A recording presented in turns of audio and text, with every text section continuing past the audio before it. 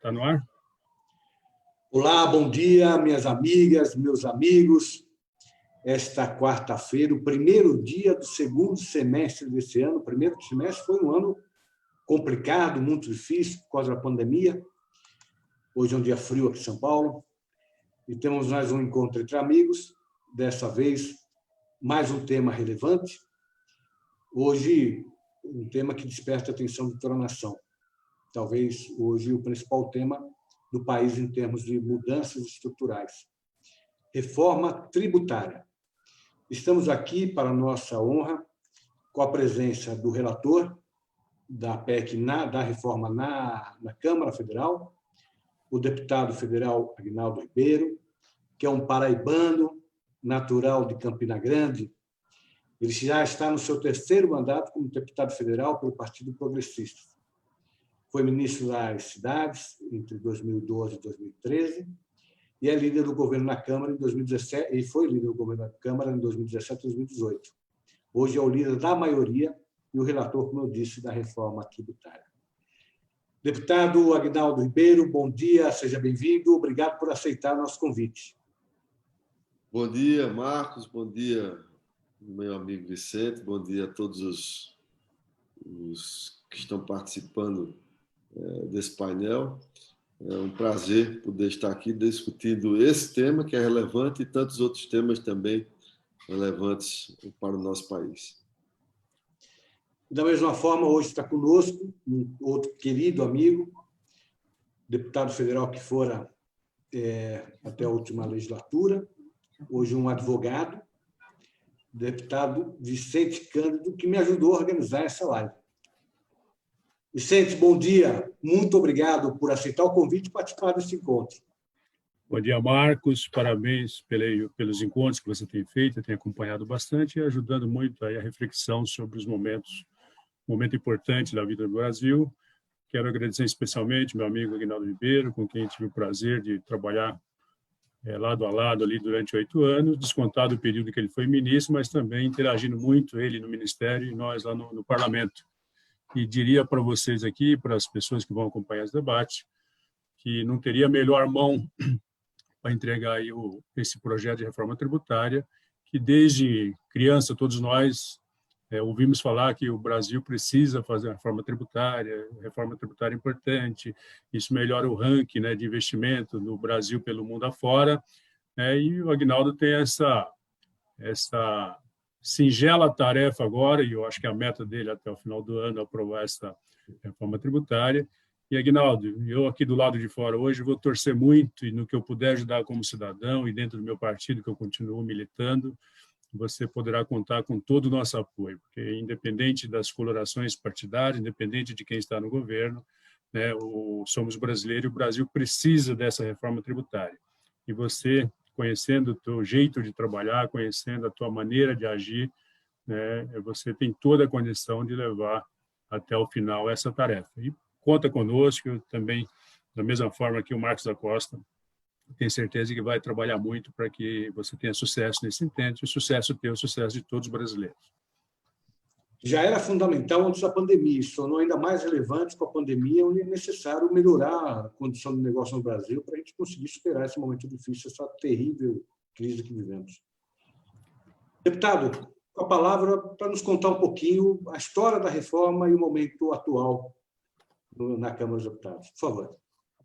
Ô Marcos, como disse aí meu amigo, né, o nosso querido Vicente Cândido, que, como o próprio falou, trabalhou também aqui ajudando a reforma, porque essa reforma vem sendo discutida na casa há mais de 30 anos. Né? Então, nós já tivemos diversos debates sobre a reforma tributária e sempre houve um consenso da necessidade de uma reforma. Né?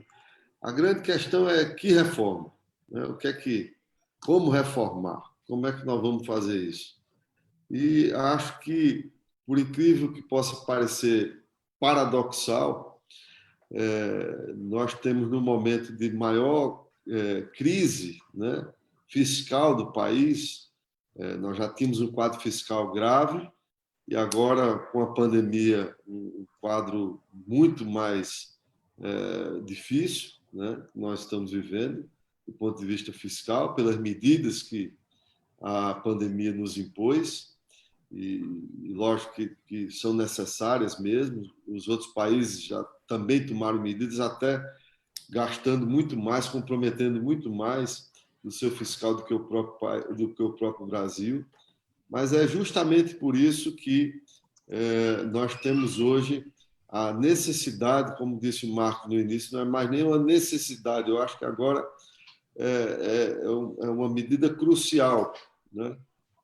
Para que nós possamos avançar. Do ponto de vista estrutural já era, mas agora, de fato, é necessário que o país tenha, na reforma tributária, a melhoria, né, do seu sistema, com simplificação, com modernização, levando justiça tributária, melhorando o ambiente de negócio, melhorando a competitividade, diminuindo o custo do Brasil, trazendo neutralidade ao nosso sistema, deixando de ser o sistema tributário um fator de diferenciação na competitividade entre as empresas, né?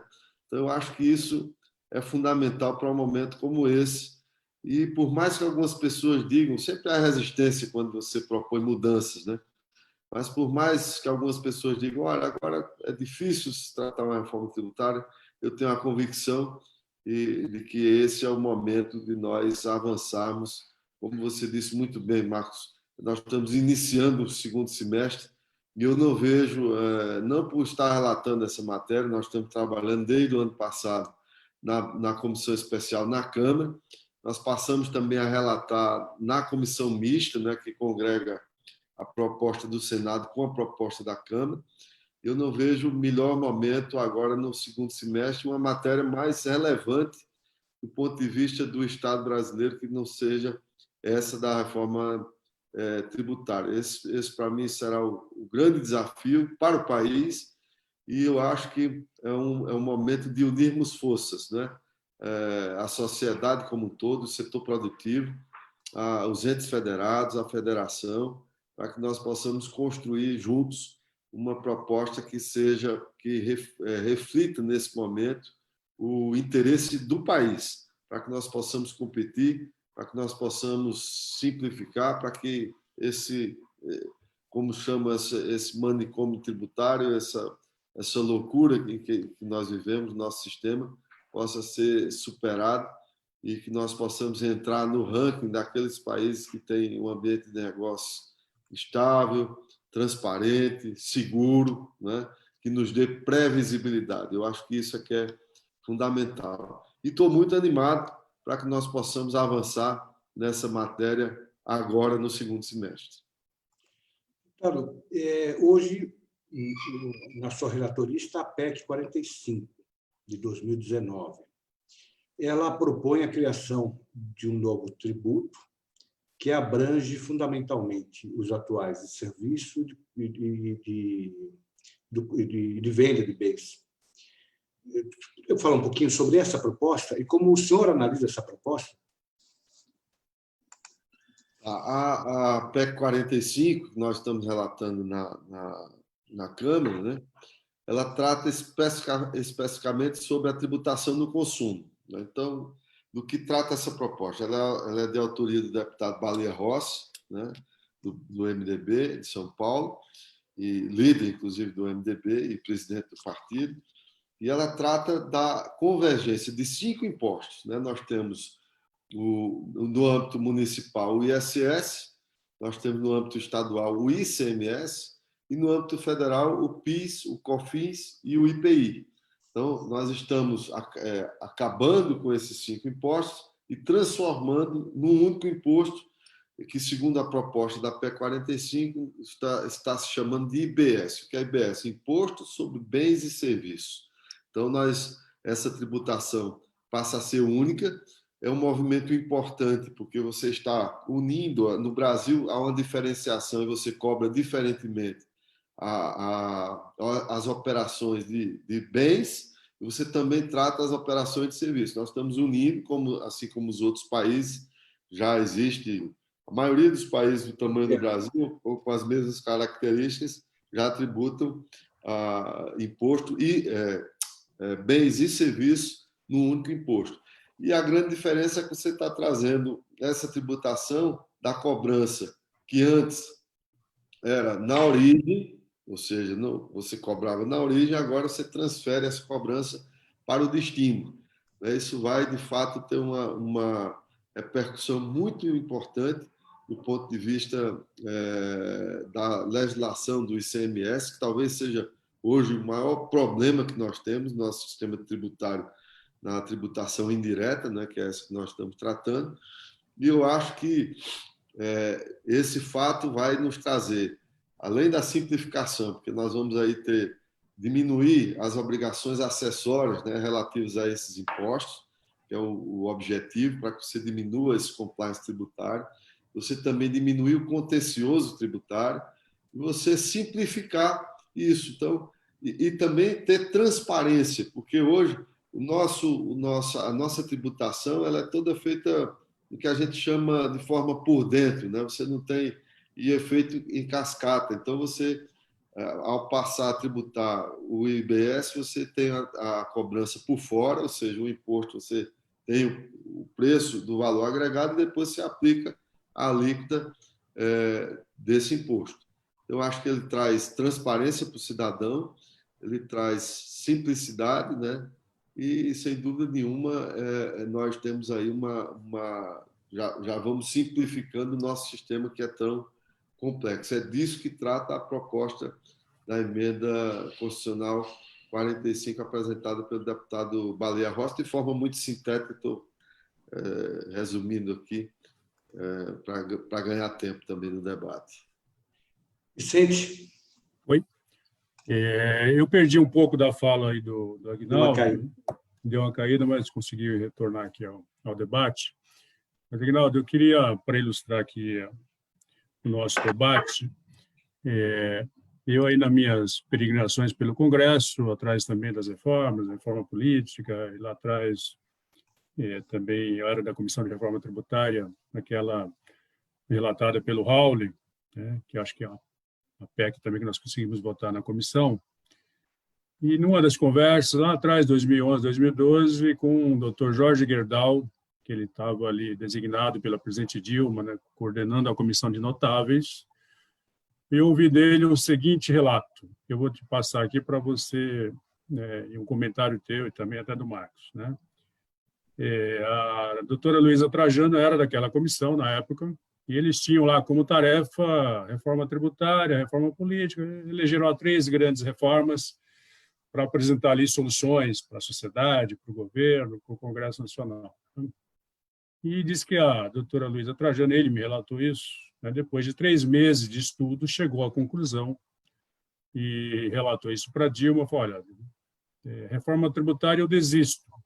Eu acho que deveria trabalhar primeiro em cima da reforma política.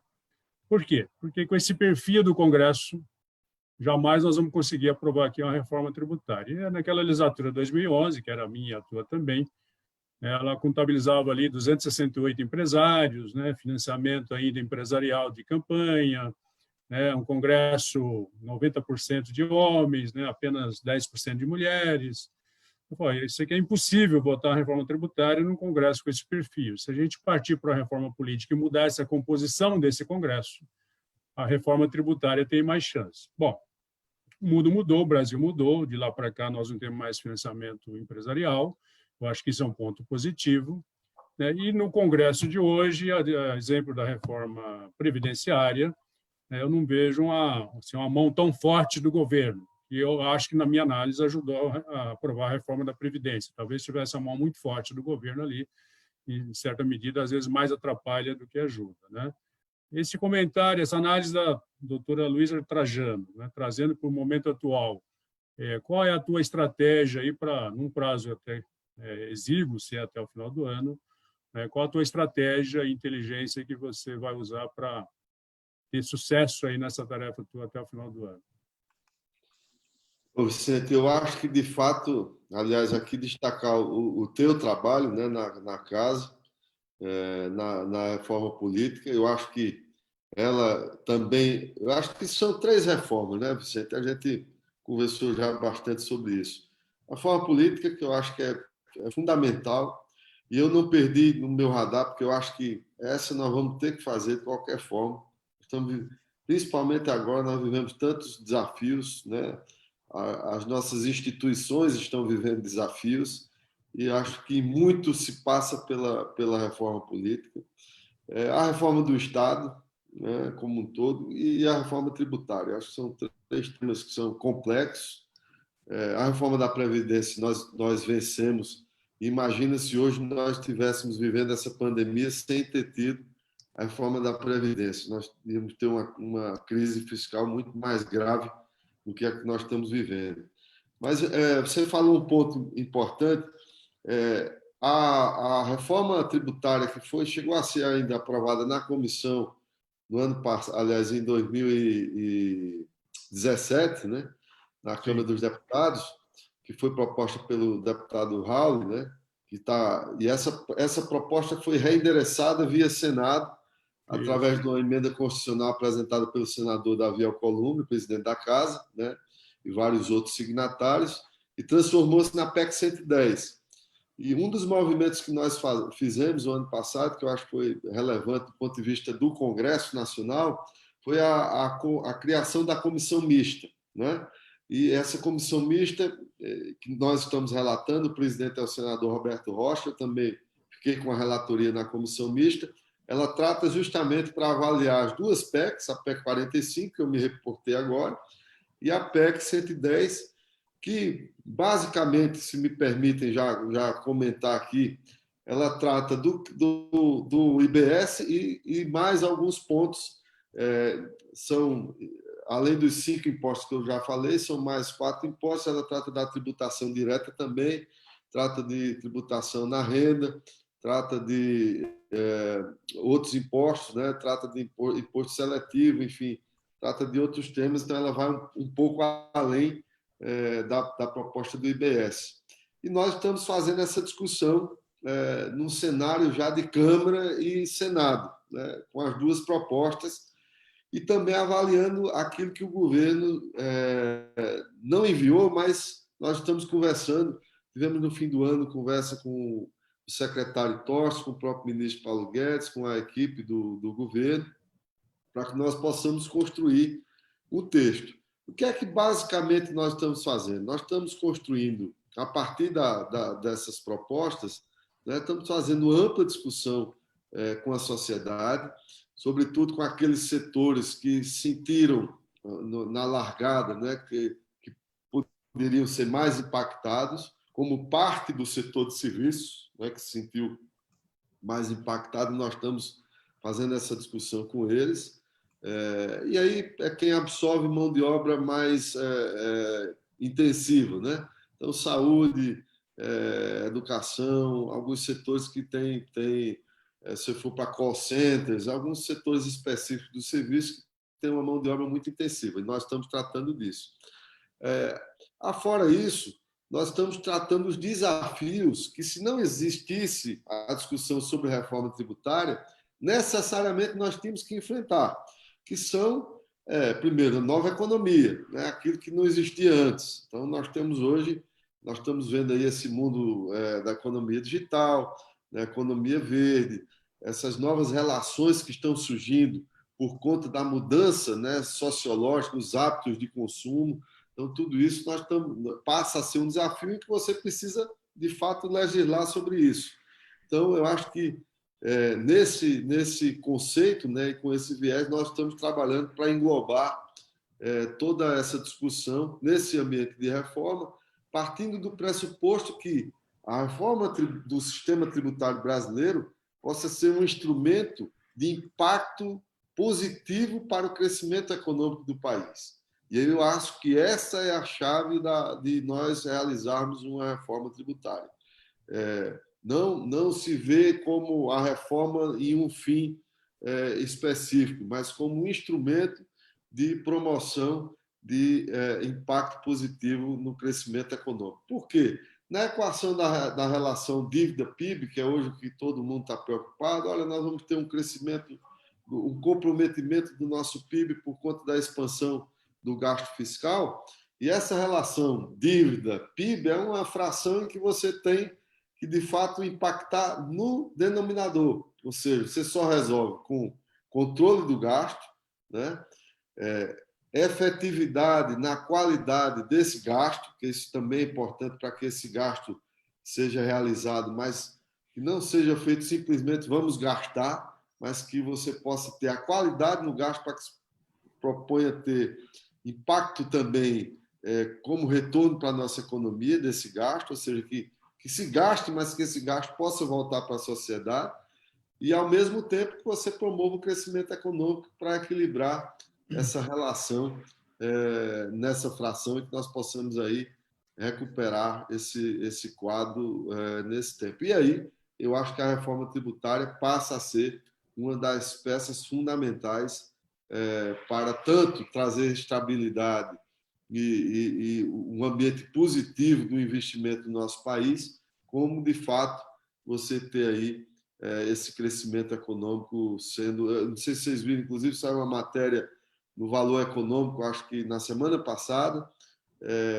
não sei se foi Valor, se foi Estadão, agora estou na dúvida, mas que trazia exatamente a repercussão, um estudo que se impactava em torno de 20 pontos percentuais no PIB brasileiro com a aprovação da reforma tributária. Então, isso, de fato, é um ganho extraordinário para o nosso país. Então, essa é uma das chaves que eu acho que é fundamental para que nós possamos aprovar. E a estratégia é essa, é a gente conversar, muita conversa, né? Como sempre, Vicente, aqui é o cochicho, né? Tá conversando sempre com os parlamentares, mas eu vejo nos parlamentares um ambiente muito positivo para que nós possamos aprovar a reforma tributária. Lembrando que esse ano nós vamos ter a maior queda histórica do PIB, já se fala em algo em torno de 7,5%, e o índice de desemprego, considerando aqueles que deixaram de procurar emprego, inclusive com medo da pandemia, né? Muita gente desempregada sem procurar emprego com medo da pandemia, já se fala também numa marca histórica que jamais foi alcançada o número de desempregados. Aliás, hoje no Estadão, se não me engano, a manchete é essa: tem mais desempregados no Brasil hoje do que pessoas empregadas, que mostra um cenário terrível e, sem dúvida nenhuma, a reforma tributária que vai alavancar a retomada do crescimento econômico. Aguinaldo, por favor. Você tem alguma pergunta aí de participante, ou Marcos? Eu ia só fazer o registro das pessoas que estão conosco. Por favor. Muito rápido, porque tem muita gente participando. Claro. O Aldir Soriano, o Márcio Quintiliano, a Maria Aparecida Carmo, a Vivian Camiles, Rosa Ramos, Marco Paulo, Alves Cardoso, o Silvério Reis, aliás, perdão, é o Humberto, o querido amigo Humberto Gouveia, que está contra o Silvério Reis no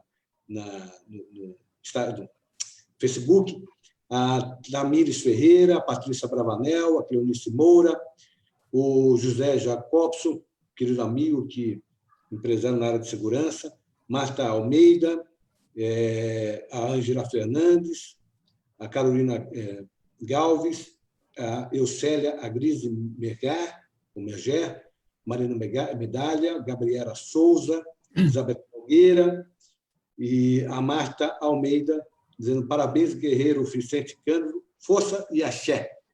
Depois eu menciono os outros nomes. Eu lhe perguntar... Desculpe, por favor. Não, pode perguntar, por favor. Não, eu ia perguntar em relação aos estados e municípios. Nós temos uma situação de um enorme comprometimento, não só do governo federal, mas dos estados e municípios também, até pela queda de arrecadação e por investimentos não previstos no orçamento, em função da pandemia. Eu imagino a dificuldade que é construir essa agenda, considerando que o IBS, né, vai ser a soma de um imposto importante para as receitas municipais, que é o ISS, e mais outro imposto importante para as receitas estaduais, que é o ICMS. Como é que é compor esse quadro, esse cenário, e como é que o IBS trata a questão dos entes federativos no Brasil? Bom, na proposta apresentada pelo ela foi, na verdade, construída, né, pelo CECIF, que assessorou o deputado Baleia Rossi. Então, nós tivemos lá a participação do professor Nelson Machado, do Bernard Pi, né, de vários, do Eurico Santos, várias pessoas que ali construíram essa proposta. Ela trata, na verdade, ela unifica esses impostos, né, inclusive o municipal, que é o ISS, e o estadual, que é o ICMS, de fato, um ponto que é extremamente relevante é que, na tributação sobre o consumo, o grande problema hoje que nós temos é o ICMS. Eu, inclusive, fiz uma fala no ano passado que eu dizia, olha, algumas pessoas falavam em tirar o ICMS da proposta. Eu digo que, se for tirar o ICMS da tributação sobre o consumo, é melhor não fazer nem reforma, porque a grande construção desse manicômio, né, foi feita ao longo do tempo na legislação do ICMS. A legislação do ICMS hoje virou uma legislação de exceção, você não tem uma regra, é tanta exceção, né, em cada estado. Então, você tem é isso que criou essa confusão no ambiente federativo. E você imagina uma empresa que atua no âmbito nacional, em que você tem que, em 27 unidades federativas, você tem uma estrutura que trata de legislações que são ali diferentes, né? E que dão um tratamento tributário diferenciados a determinados produtos, vamos dizer assim. Então, é disso que se trata essa proposta. Você unificar, e com isso você vai simplificar, você vai ter uma regra só. E na distribuição, que é o que você me pergunta, né? A distribuição desses recursos, é lógico que você, no ambiente federativo, e é bom dizer que nós estamos com o apoio do Concefaz pela primeira vez, que é um outro fato relevantíssimo, né? Porque nunca se teve um ambiente de discussão de reforma tributária que você tivesse o apoio dos estados, né? Havia sempre uma queda de braço entre estados, municípios e União. E há uma manifestação expressa. Inclusive, eu fiz uma reunião na semana passada com o secretário, estamos trabalhando juntos com o presidente do Concefaz, que é o secretário do Piauí, o secretário Rafael Fonteles, trabalhando exatamente nesse espírito colaborativo, com essa disposição dos estados em participar da federação. É óbvio que nós estamos preservando, né? Alguns estados no ambiente do IBS vão ganhar, outros vão perder, né? E como é que você resolve isso? Nós estamos na proposta, você tem uma transição, né? Que na proposta inicial tem um prazo que, na minha opinião, é um prazo muito longo, são 50 anos, né, que está proposto. Isso não significa dizer que vai ser o que vai estar no nosso relatório. E nós estamos construindo com os estados, e vários estados já manifestaram o desejo de reduzir essa transição, mas nós estamos também criando um fundo de compensação para aqueles estados que perderem, né, serem de fato compensados e não possam ter perda de receita na largada. E com o que nós vamos equilibrar? Nós vamos equilibrar no tempo com essa transição e o fundo de compensação, para que aí, com o próprio potencial arrecadatório do imposto, do IBS, nós aí, ao longo do tempo, já temos esse equilíbrio. E a gente sabe que, como eu falei há pouco, essa nova economia, né, que está crescendo muito, o setor de serviços, que vai crescer muito, já está crescendo e vai crescer ainda mais. Então, nós vamos ter, de fato, alguns estados já perceberam essa perspectiva de crescimento, e isso estará sanado nesse próprio tempo. Com relação aos municípios, nós também estamos preservando a receita dos municípios no mesmo conceito, né, de fundo de compensação para aqueles que perderem, mas, de fato, os que, em tese, perderiam mais seriam os grandes municípios.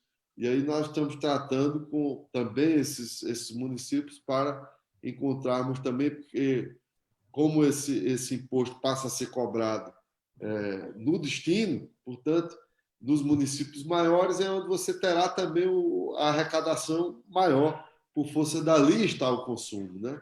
E esse potencial de crescimento arrecadatório que nós vamos ter ao longo desse tempo. Então, com essa chave, eu acredito que, e com muito diálogo, né, lógico, ninguém quer perder, né?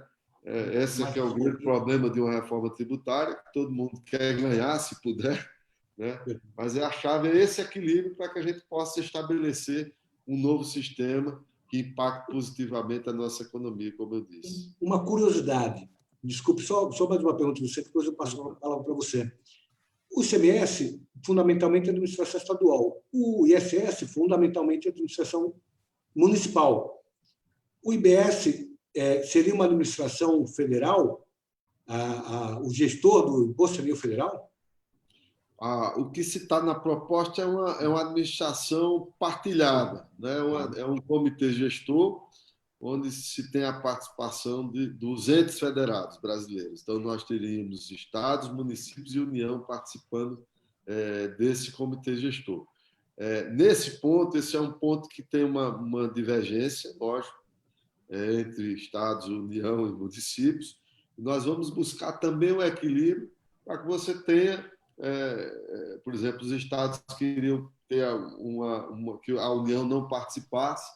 No meu conceito, meu pensamento, eu acho que, lógico, se todos os entes participam do imposto, você não tem como alijar nenhum desse comitê gestor. Então, nós teríamos que ter a participação. Mas uma participação que também possa representar aí a legitimidade da participação de cada imposto, né? Então, você, talvez, criando uma proporcionalidade. Eu acho que esse também é um foco de discussão que nós vamos fazer na construção do texto, ouvindo cada ente federado para chegarmos a um entendimento. Vicente? Aguinaldo, eu imagino que os objetivos centrais de uma reforma tributária é fortalecer o Pacto Federativo, induzir o desenvolvimento econômico, e um outro que eu destacaria que é criar a justiça fiscal, né? Eu acho errado, e é uma falácia, e é esquizofrênico dizer que a carga tributária brasileira é alta, né? Os números que eu tenho consolidado em 2015, não sei se você está mais atualizado, é que 2015 bateu 32,5% do PIB, né? A carga tributária brasileira, e até baixou, porque lá em 2010, 2012, chegou a bater 36, 35,5%. E essa justiça fiscal, que na PEC do Baleia, um debate que eu participei com o Eurico, muito simpático, aliás, me convencendo de que a PEC era o melhor projeto e tal, não estava colocado você mexer nas tabelas de imposto de renda, tributar dividendos, tributar remessa de lucro para o exterior, desonerar consumo, está no IBS, né, e taxar patrimônio e renda, né, que é o que o mundo faz. Isso não é proposta de esquerda nem de direita, isso é proposta do razoável, né, que o mundo capitalista, né, social-democrata faz. Como é que está isso aí no teu texto, no teu roteiro? Porque me falaram, não cheguei a conversar isso contigo, me falaram que você estava defendendo a tese que precisava atingir também esses mecanismos, porque uma reforma tributária que não venha promover a justiça fiscal, que eu acho que a carga tributária brasileira é mais injusta do que alta, né? Acho que ela tem até espaço para crescer um pouco, desde que ela seja justa, né? E também aproveito uma segunda pergunta, você que está interagindo muito com os empresários, né? A gente consegue, acho que tem até mudado um pouco essa posição de alguns empresários, pelo menos, né? Ao mesmo tempo que ele prega uma reforma tributária, ele não consegue enxergar, né, que essa justiça fiscal em desonerar consumo, né, desonerar produção, né, isso vai ajudar muito ele a ser competitivo, ganhar mercado estrangeiro e nacional, né, competir com os importados, né? E, às vezes, não consegue perceber isso numa certa visão, né, pequena de empresários. Você acha que isso tem melhorado esse debate? E isso está no teu texto também, esse eixo da justiça fiscal? Eu acho que esse é um dos principais eixos da reforma, na minha concepção. Você me dá uma oportunidade importante aqui. Primeiro, eu acho que há uma grande confusão conceitual do nosso sistema tributário, que é que o empresário acha, né, que ele paga imposto, né? Essa é uma grande confusão que foi criada ao longo do tempo. Na verdade, quem paga imposto é o cidadão. Em última instância, quem vai pagar é o contribuinte. Ou ele faz isso através do consumo, que é na tributação indireta, que é a base do nosso sistema tributário, né? E por isso ele é tão regressivo, ele impõe sempre aos mais pobres, aos que têm menos renda, eles pagam mais imposto no país, porque a base no sistema de consumo, na tributação do consumo, ela é muito maior. E na renda, que é um problema de gênese do nosso sistema, ela tem uma base muito menor, ou seja, muito menos gente é tributada na renda, né? Então, por isso que você ter uma ideia, se você for olhar a pessoa física, você tem uma base tributária que não representa nem, talvez, 10% da população brasileira, ou um pouco mais ou um pouco menos, né? Então, a nossa base de tributação na renda é muito pequena. Então, de fato, eu acho que esse é um conceito que nós temos que atacar, né? Para você promover a justiça tributária que você refere. E o que é a justiça tributária? É que quem ganha menos, paga menos. Quem ganha mais, paga mais, né? E isso não é, vamos dizer assim, não é discurso de esquerdista, de comunista, não é nada disso, né? Isso é como você muito bem disse, isso é o discurso da racionalidade, é da justiça, né? Eu acho que nós vivemos num país que é um país de paradoxos, que nós somos um país riquíssimo, né? E, ao mesmo tempo, somos um país paupérrimo, né? Quando a gente olha do ponto de vista da desigualdade social, nós somos pobres, né, com tanta riqueza. Então, eu acho que é isso que a gente tem que equacionar numa reforma tributária e outras reformas para promover essa justiça social.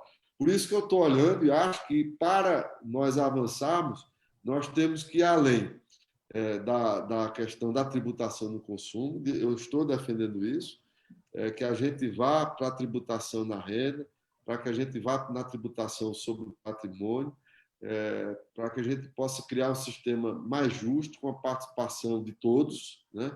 A gente vê agora, num momento como esse, tanta manifestação de empresários querendo fazer uma participação com a nossa sociedade para ajudar, né? Porque isso não pode ser feito de forma perene, onde você paga ali um pouco mais de imposto para que você, com esse imposto, possa promover essa distribuição de renda e justiça social no nosso país. Eu acho que é isso que nós todos, como brasileiros, queremos, né? Nós queremos o quê? Melhor qualidade de vida para todo mundo. E isso se faz com a arrecadação, não tem outra forma. As nossas necessidades estão ali no orçamento fiscal, quer queira, quer não. E, para isso, é preciso se promover essa justiça social, discutindo essa carga tributária. Então, talvez não seja assim, vamos aumentar a carga tributária. Não é isso. Eu não defendo que você aumente a carga tributária. Eu defendo que a gente tenha equilíbrio nessa carga tributária. Ou seja, a gente precisa redistribuir essa carga tributária, fazendo com que aqueles que hoje, por conta de uma distorção, podem pagar mais e pagam menos ou pagam quase nada, e aqueles que pagam já muito, né, possam vir para um nível de carga tributária que seja palatável com a sua condição. É isso que nós estamos defendendo nessa proposta e discutindo de forma muito franca com a sociedade. Eu acho que não tem que ser assim, aquilo que eu penso, né? Como relator, você sabe disso, você tem muita experiência, Vicente, aqui na casa. Você relatou várias matérias importantes, conduzindo aqui, construindo o diálogo para que as matérias fossem aprovadas. Você teve um papel fundamental, que continua tendo, né? Você continua sendo uma voz ouvida aqui na Câmara dos Deputados, uma voz importante, um conselheiro importante para todos nós. Então, eu acho que é isso, é a gente construir nesse debate uma proposta de reforma do sistema tributário que traga, de fato, efetividade. E que, se depois de mais de 30 anos que se discute uma reforma tributária, o nosso Código Tributário Nacional tem, sei lá, 66, de 66. 65, né, começou a se aprovar em 55 anos. 54 anos. Eu não era nem nascido, para resumir essa história. Então, a minha idade é jovem, a minha idade é jovem. Quando o Brasil estava discutindo isso, o mundo todo já estava caminhando ali para o IVA. Hoje a gente já está discutindo o IVA 4.0, né? Então, eu acho que nós não podemos perder essa oportunidade de mudarmos aí num momento importante para o país e, sobretudo, Vicente, você que conhece isso muito bem, um momento em que nós não temos mais fronteiras, né? O mundo está globalizado, a gente viu isso agora, né? Mais forte do que nunca. Talvez a gente tenha que repensar aí. Nós vimos a dependência que a gente tem aí industrial hoje, não só o Brasil, mas o mundo, né? Da China, todo mundo numa dependência muito grande e tal. Então, é isso que a gente tem que discutir. E se a gente tem uma carga tributária que nos impede de estar nesse jogo, que é hoje a situação do Brasil, nós vamos estar fora do jogo, né? Aliás, Aguinaldo... E se a gente está fora do jogo, a gente não gera riqueza para distribuir com a nossa sociedade. Aliás, vários temas aqui, mas o nosso tempo vai ter mais 12 minutos. Mas curiosidade para saber como é que você vai estar trabalhando eles dentro do conceito, do texto, né? Um deles é essa questão da tributação das nuvens, né? Porque impérios como dos Hermírios de Moraes demoraram anos para ser construído e, de repente, em 5 anos, você constrói um império como o Google, né, que vale trilhão, hoje deve valer $1 trilhão, e você tem aí toda uma dificuldade para tributar. O mundo está debatendo isso. Eu até lembro que o ministro Gilmar Mendes me convidou para um seminário em Portugal, em 2018, né, que tratou desse tema, e acho que ele trouxe esse conhecimento para cá, deve estar debatendo aí com você, imagino, né, porque isso hoje, as moedas virtuais, né, ou seja, antes era fácil você tributar, você sabia onde estava lá a produção, né? Hoje você não sabe mais onde está a produção, né? Tanto do que era o império, né, é material. Material, hoje é o império de inteligência, né, de tecnologia. Eu acho que tudo isso, né, deve ser um desafio grande, né, que você deve estar aí quebrando a cabeça como colocar isso no texto. Mas eu só queria ilustrar esse papel do relator aí que você disse, né? Uma coisa é o relatório que você gostaria de fazer, outra coisa é o relatório que é possível fazer, o que é possível aprovar. Eu, naquela peregrinação da reforma política, me interagi muito contigo, né, e numa das reuniões minha lá com a minha bancada, estava lá o presidente Rui Falcão na época e o Guimarães, líder da bancada, né, e o Guimarães, na fala dele, foi: eu sou contra o relatório do relator, né, meu relatório, né? Eu falei: eu também sou contra o meu relatório, só que é o que é possível fazer. Eu gostaria que fosse aprovado o meu relatório, mas eu não vou ter força para isso. Então, imagino que o papel do relator é você ter essa verdadeira compreensão, né? Uma coisa que você gostaria que fosse, outra coisa é o que é possível construir dentro de emaranhado, né, da sociedade. E a reforma tributária, diferente da reforma previdencial, da Previdência, né, ela mexe muito com o metabolismo da sociedade, né? Desde o município, do cidadão, do empresário, dos governos. Eu me lembro aqui, Marcos, que a PEC 233, que foi uma das PECs mais bem construída na história da Câmara, né, que tinha Delfim Neto, Palocci, Hermano Rigoto, o Mussa e também o lá de Goiás, nosso amigo lá de Goiás, o Sandro Mabel. Ou seja, era uma comissão ali de notório. Não sei se o Aguinaldo, na época você não era federal também como eu, mas deve ter acompanhado. Mas já era nascido. Devia ser deputado estadual na Paraíba, secretário, né, lá na Paraíba. E a PEC quase foi aprovada, a PEC 41, que depois virou a PEC 233, né, tinha a Virgínia Guimarães, né? Só que na noite antes da aprovação, no dia seguinte, baixa lá o governador José Serra, faz um churrasco lá na Fogo de Chão com a bancada dele e determinou: olha, não vota essa PEC, porque se votar o Lula vai eleger um poste. tá certo? E no dia seguinte não deu quórum e a PEC está lá até hoje, né, a ver navios, né? Então, a reforma tributária tem muito isso. E esse dado que você disse, que você já tem o CONFAS discutindo contigo, ele é muito importante, né? Porque o ICMS aí é o carro-chefe. O ICMS é a maior massa tributária que tem, né? E se você não resolver isso, né, é difícil você criar a justiça fiscal também, a racionalidade, a simplicidade do setor. Então, eu fico contente, né, de saber que você está interagindo muito e tem aí vamos dizer, uma contribuição grande dos governos dos estados, né? Que, aliás, Aguinaldo, às vezes acaba agindo muito sem dados, né? Eu, por exemplo, tenho muitas dúvidas se na mudança de destino de origem para destino do ICMS, São Paulo vai perder. Eu sou de São Paulo, tenho obrigação de defender São Paulo, mas os governadores sempre trabalharam essa tese, só que não tem dados. É muito no feeling, né? Muito no chutômetro, né? Então, isso às vezes dificulta muito também você ter um texto mais racional. Então, mas, de qualquer forma, eu acho que você está desenhando um caminho que tem que ser desenhado. Muita conversa, muita paciência, né? Agora, para finalizar aqui a minha intervenção, né? Lembrando aqui uma máxima dos orientais, dos chineses, né? Não perca a oportunidade que uma crise pode te dar. E por falta de crise, né? Hoje tem sobrando a crise. Então, se for por falta de crise, você terá muito sucesso, né? E ao fazer esse debate para o Brasil, acho que o Brasil vai acordar e perceber que não haverá recuperação econômica sem Estado e não terá Estado se não for Estado forte, com recursos em caixa, distribuindo dinheiro para toda a nação, para os trabalhadores e para os empresários também. E esse papel teu ele é simplesmente extraordinário nesse momento, né? Ou seja, acho que haverá de ter uma tomada de consciência da sociedade em sintonia com o Congresso Nacional, e você vai fazer essa ligação, né, para que a gente faça essa reforma tributária com pena de a gente não conseguir fazer a recuperação econômica aí do pós-pandemia. Deixa eu passar para o Aguinaldo, a gente só acrescentar dois pontos. Um ponto, muita gente questionando a reforma, falando da questão do salário dos servidores, né? Isso é reforma do Estado, é um outro tema. A reforma tributária não trata disso. A reforma tributária ela sistematiza tributos, né?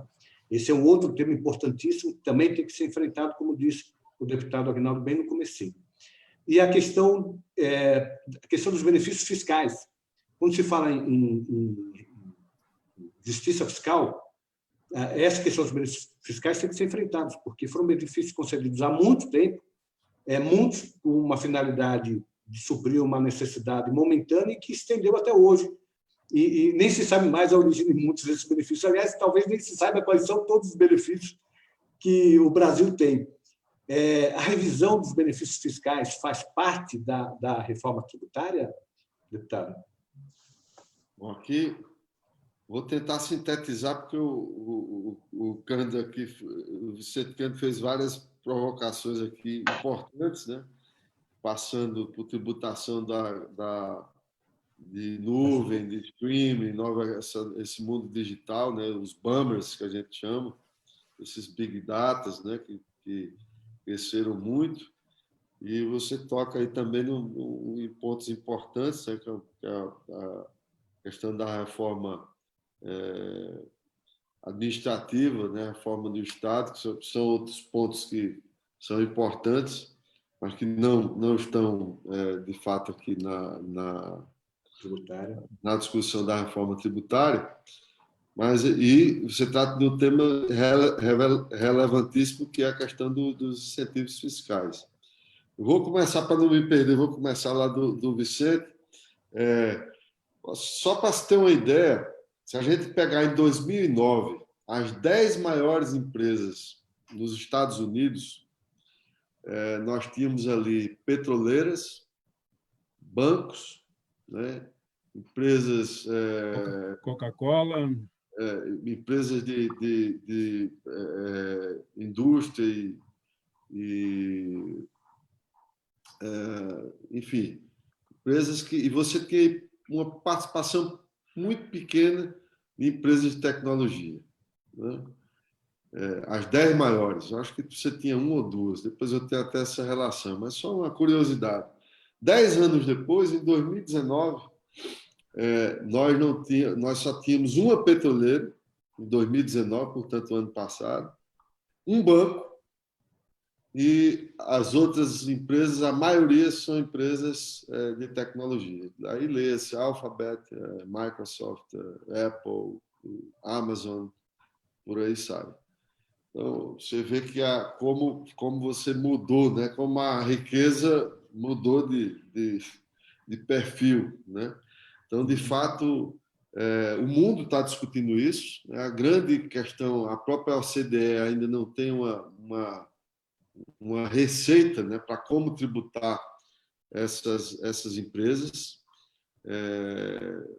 Ontem, no Senado, quando se discutia o projeto das fake news, um dos pontos discutidos lá foi também esse, né? Onde é que a empresa está, tem que ter a sede no país, porque as plataformas estão fora. Na OCDE tentou-se um padrão que não se conseguiu implementar. Alguns países, como França, forçaram uma tributação nessas empresas, mas você ainda não tem uma receita estruturada em torno delas. Eu acho que esse é um desafio mundial. Nós estamos agora... o Brasil também pode criar uma tecnologia, né, dessa tributação. A gente está discutindo isso com muita gente, né, de como você talvez até oferecer uma solução que o mundo aproveite, né, partindo do país. Eu acho que só isso aí você vai ter um ganho de arrecadação muito grande. A gente não sabe nem dimensionar isso, porque aí você trata de muitos serviços que estão sendo prestados, você não tem como, de alguma forma, tributar. Então, eu acho que esse é um desafio para nós estamos atentos a isso, é uma discussão que nós estamos fazendo, e aí nós vamos partir daquilo que você disse com muita propriedade. Uma coisa é o que nós queremos, né, e aquilo que nós vamos conseguir realizar no texto. Esse é um grande desafio, sempre é um grande desafio no Parlamento brasileiro.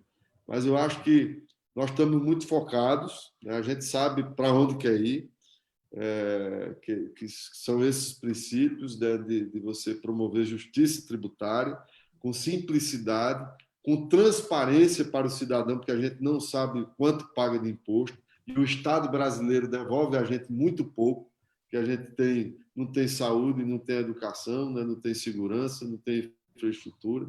Então, isso é um dos problemas que nós temos no nosso país. Eu acho que nós estamos confrontados nisso. Agora, estamos trabalhando para construir esse texto. E caminhando para a questão dos estados, né, do benefício fiscal, foi sempre o que nós fizemos, foi uma concepção também de usar sempre a política fiscal para você fazer as outras políticas. Então, você usava o fiscal para fazer política de desenvolvimento, que é isso, o incentivo fiscal. Você usava o fiscal para fazer política de desenvolvimento, política de desigualdade, de combate à desigualdade social. Você usava o fiscal. Então, quando você faz isso, você deixa de dar transparência também.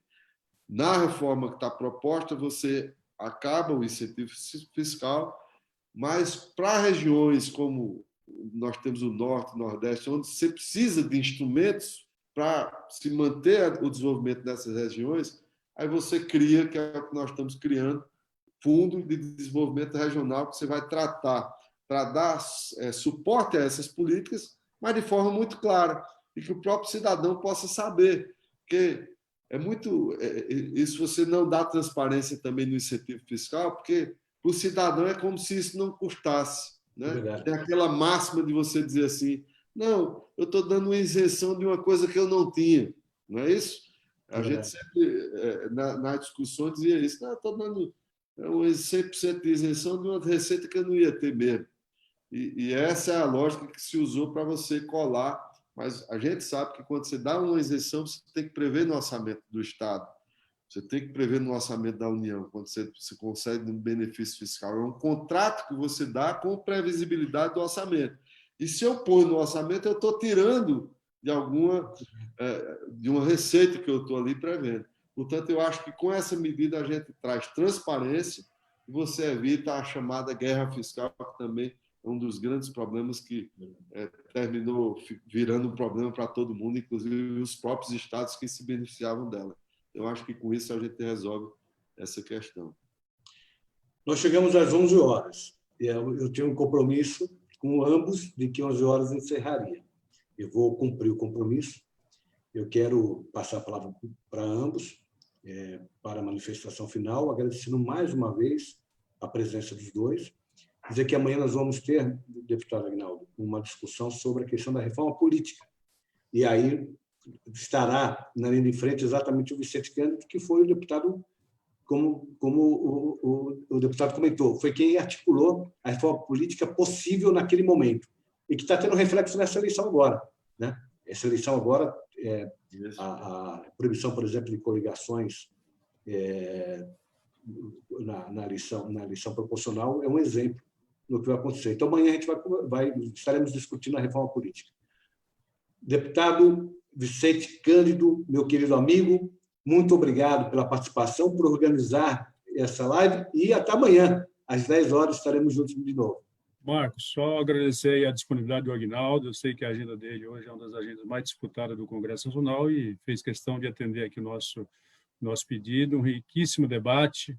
A gente espera que esse debate se propague aí no seio da sociedade para que o Aguinaldo tenha sucesso, mas mais do que o sucesso do Aguinaldo, o sucesso do Brasil. Aguinaldo, você sempre demonstra a pessoa que você é. Parabéns e continua aí com essa perseverança e com essas atitudes tuas. Muito obrigado. E, deputado Aguinaldo, quero agradecer. Quero destacar o seguinte, a importância da reforma tributária e a importância do Congresso Nacional. A reforma tributária no sentido de nos dar a base para a retomada do crescimento e para a superação dos problemas que nós temos estruturais, agravados pela situação conjuntural.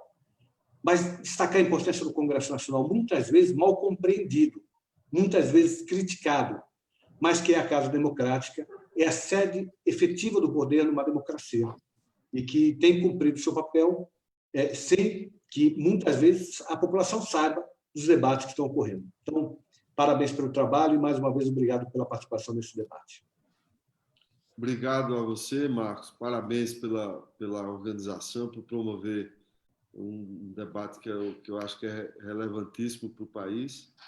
Temas importantes, como você amanhã vai também promover a reforma política. O nosso querido deputado Vicente Cândido foi importantíssimo para a gente já ter avançado no sistema que nós temos hoje, né? Como você falou aí, proibição de coligação, para mim, das grandes conquistas que nós tivemos nessa reforma, a cláusula de barreira, que também ali foi colocada, a transição, vários pontos importantes, e parabéns pelo debate já de amanhã, que eu acho fundamental, Vicente, a continuidade de uma reforma política no Congresso Nacional.